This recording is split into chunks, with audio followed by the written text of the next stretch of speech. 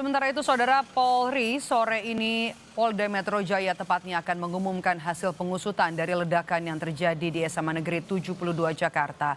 Pernyataan pers ini akan disampaikan langsung oleh Kapolda Metro Jaya, didampingi oleh Dansat Brimopda, Kabid Dokes, Ditsiber, dan juga Puslapfor. Sebelumnya Kabid Humas Polda Metro Jaya Kombes Budi Hermanto juga sudah membenarkan temuan 7 peledak yang dibawa terduga pelaku.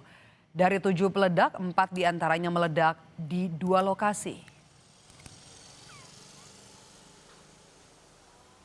Karena memang berkaitan dengan ledakan, makanya nanti Densus dan pihak Jibom Gegana akan menjelaskan secara detail. Artinya dari 7 bahan peledak tadi yang sudah meledak adalah 4, tersisa 3 yang belum. Ini secara detail, secara komprehensif nanti akan dijelaskan dari pihak Gegana dan pihak Densus dan Puslapfor ya. Karena itu hasil olah TKP. Termasuk kemarin teman-teman ada yang menanyakan apa saja sih barang temuan pada saat dilakukan penggeledahan. Artinya itu nanti secara lengkap akan disampaikan dari Puslapfor. Tapi yang pasti ada kaitan persesuaian dengan barang-barang yang di TKP. Untuk mengetahui perkembangan pengusutan kasus ledakan di SMA N 72 Jakarta, kita bergabung bersama jurnalis Kompas TV, Fedriska Ananda, dan juru kamera Ian Faris. Rizka, selamat petang. Rizka, bagaimana perkembangan pengusutan kasus ledakan di SMA N 72 Jakarta?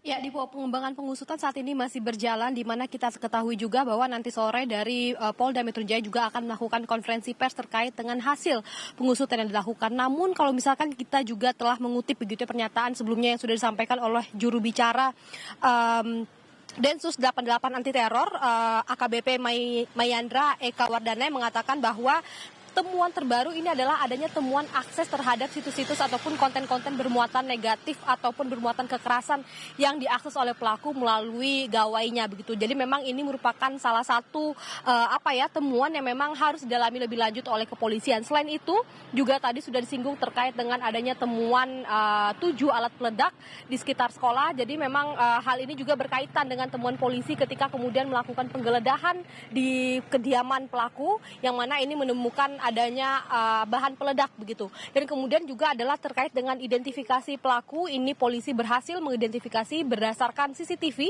yang memang menangkap ataupun mengcapture begitu ketika ini terduga pelaku membawa tas jinjing yang diduga berisi alat peledak ke sekolah. Jadi memang berdasarkan 3 petunjuk yang sudah dikumpulkan oleh polisi baik dari ketika kemudian melakukan penelusuran di SMA 72 ataupun kemudian melakukan penggeledahan di kediaman korban dan terakhir melakukan uji forensik ataupun penggeledahan berdasarkan hasil jejak digital yang dilakukan oleh pelaku dari gawainya. Dipo.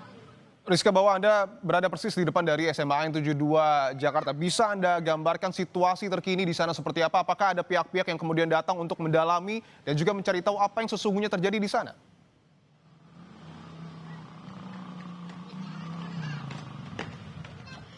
Ya, Dipo, kalau misalkan untuk sore hari ini memang kalau misalkan kita bisa lihat bahwa di depan sekolah ataupun di SMA 72 ini tampak sepi begitu ya. Namun meski demikian penjagaan masih dilakukan. Tadi kami juga sempat berbincang dengan penjaga yang kemudian berjaga di dalam gedung ataupun pekarangan SMA 72. Ini kalau misalkan kami lihat dari seragamnya tampaknya ini adalah TNI AL begitu. Karena kita ketahui memang lokasi sekolah ini berdekatan dengan kompleks perumahan TNI AL. Jadi memang dilakukan pengawasan begitu. Nah, kemudian terkait dengan juga aktivitas siswa, kalau misalkan dari pandangan kami tidak ada tampak aktivitas belajar mengajar siswa yang dilakukan di SMA 72 pada hari ini. Namun informasi yang kami dapatkan sejak hari Senin kemarin, artinya dari siswa dan juga guru ini masih melakukan pembelajaran namun hanya secara daring.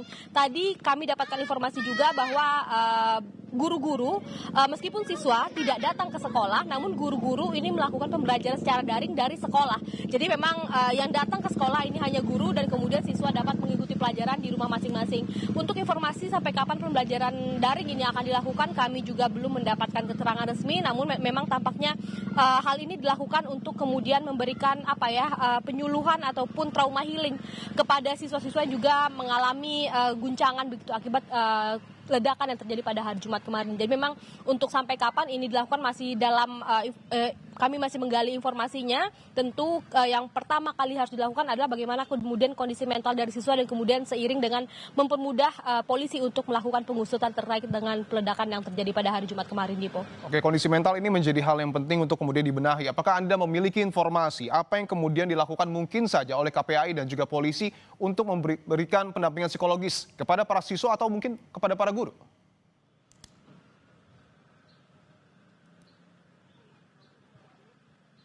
Ya, informasi yang kami dapatkan memang dari HIMSI juga melakukan penyuluhan ataupun trauma healing kepada siswa-siswa ini. Tidak hanya dari HIMSI namun juga psikolog-psikolog profesional ataupun yang memang bergerak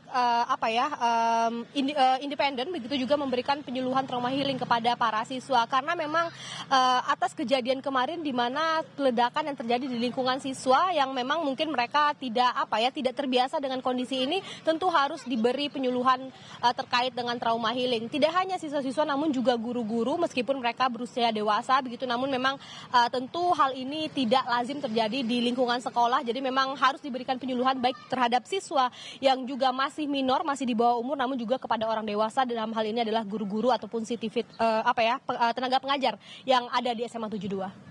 Jurnalis Kompas TV, Fedriska Ananda dan juga juru kamera Ian Faris. Terima kasih atas laporan Anda, selamat bertugas kembali.